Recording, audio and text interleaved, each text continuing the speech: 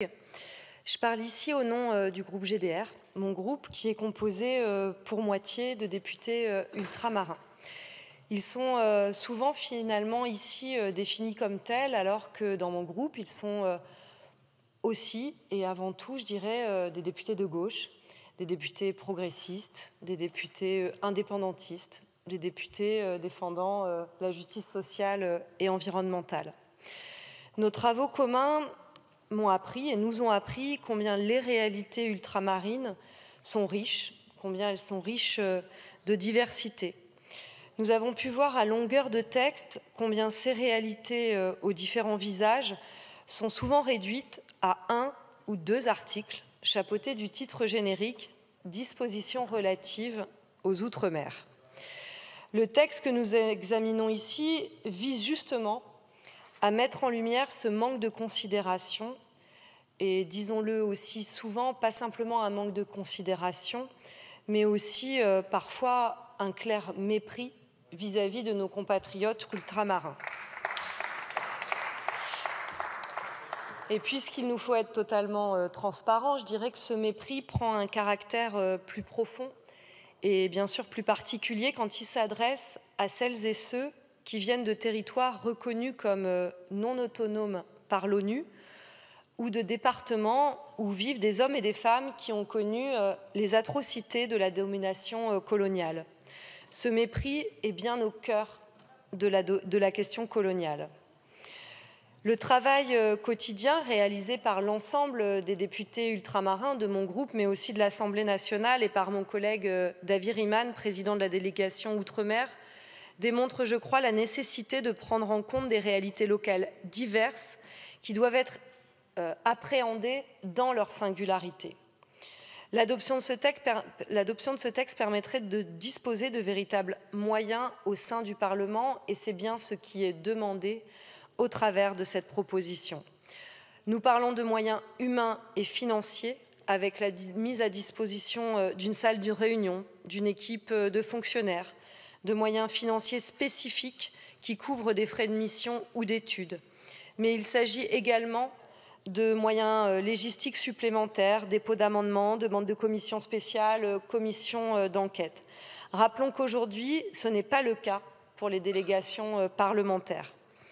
C'est également un texte qui permettrait à la représentation nationale de légiférer de manière éclairée sur les réalités locales ultramarines.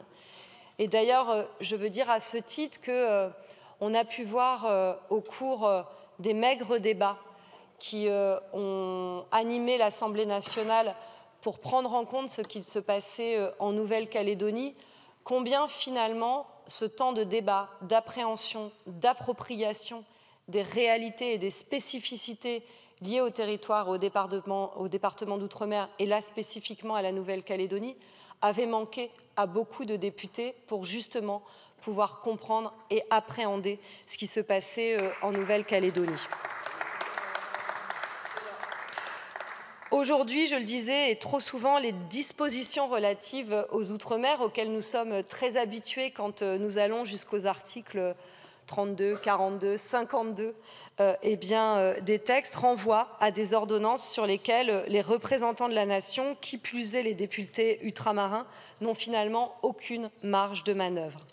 Quasi systématiquement, les textes, qu'ils soient d'initiative parlementaire ou gouvernementale, omettent de prévoir les adaptations nécessaires à la spécificité des territoires ultramarins ou renvoient à des ordonnances. Et disons-le, même quand finalement les choses sont prévues, eh bien, le temps de débat qui est réservé à ces spécificités est extrêmement limité et le mépris ou le manque de considération est souvent à l'œuvre pour pouvoir expliquer aux députés ultramarins qu'ils connaissent finalement moins bien leur réalité que le gouvernement ne les exprime.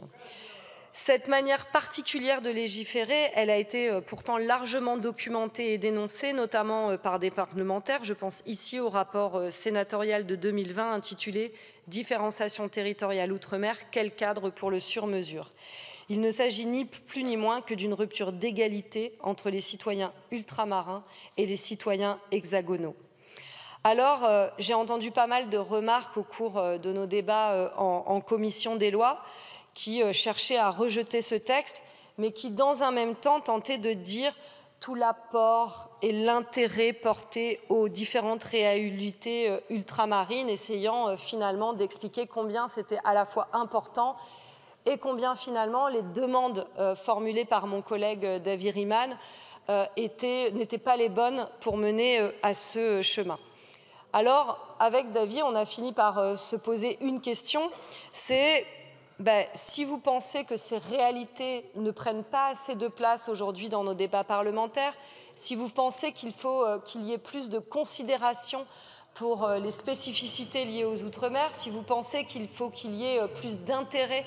pour les habitants venus des territoires et des départements d'Outre-mer, alors comment faut-il que l'Assemblée fonctionne pour que justement ces réalités soient prises en compte? Nous pensons que le débat d'aujourd'hui, même si je sens qu'il va être court, mais nous appelons à ce qu'il soit prolongé, puisse justement répondre ensemble à cette question. Finalement, David Riemann, au travers de cette proposition de loi, s'intéresse moins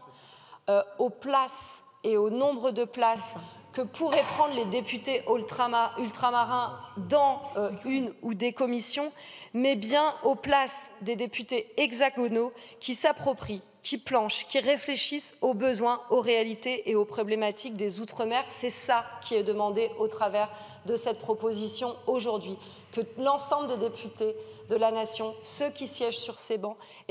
se préoccupent, mais pas simplement se préoccupent par bonté d'âme, au détour d'une phrase, au détour d'un discours pour expliquer que les Outre-mer c'est important, mais bel et bien,